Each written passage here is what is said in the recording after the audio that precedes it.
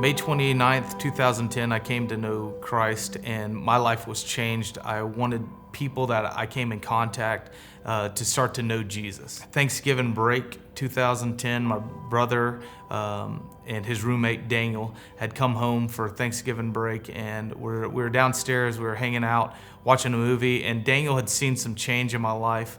Around that time I'd done a fast, so he'd seen me really taking what I believe very serious. I'd heard that, he was, gung-ho about Jesus, and it's like totally different Chuck. He went from like selfish to selfless, and it was an aggressive change. And so he started asking questions and wanting to see kind of what this was that I had. And I realized that Daniel didn't know Jesus. And so my heart started breaking for him. I started praying for him from that day on, that I wanted him to have what I had.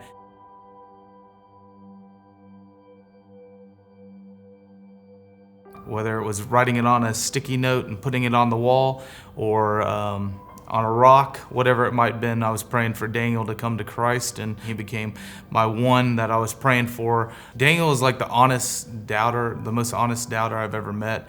I think a lot of my doubts are probably because I never took the time to study the Bible. Over the years, Daniel had moved away, and I didn't get to see him as much as I wanted to.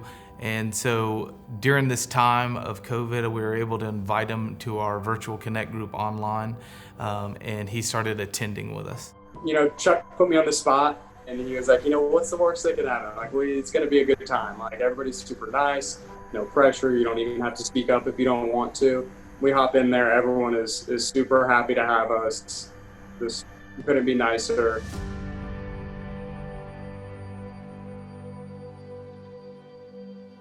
I was talking to Daniel on the phone one day. He'd called me up. I was here at work. I just felt like I was supposed to be praying for him. It went from us talking about trucks. He shared some advice on that with me, and he started asking me, if I had any more questions about Jesus, if I had any breakthroughs, if anything had been on my mind, like how my prayer was going. I just wanted to share the gospel with him again and kind of break it down simple for him. And even though he had a bunch of questions, and I just said, Daniel, man, there's going to be questions. I've got questions. There's things that I don't fully understand or grasp, but the one question you got to be able to answer is Jesus Lord of your life? And he was like, do you know that?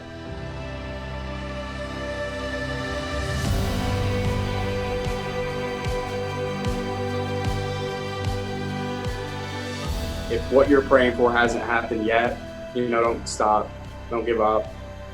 Chuck didn't, and here I am, and I couldn't be more grateful and humbled by it.